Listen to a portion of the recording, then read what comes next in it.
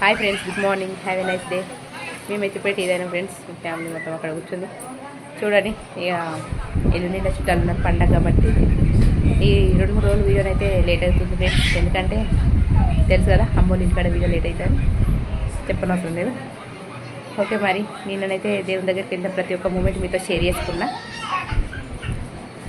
చూడండి, చూసి కొంచెం లైక్ ఇవ్వండి అబ్బా.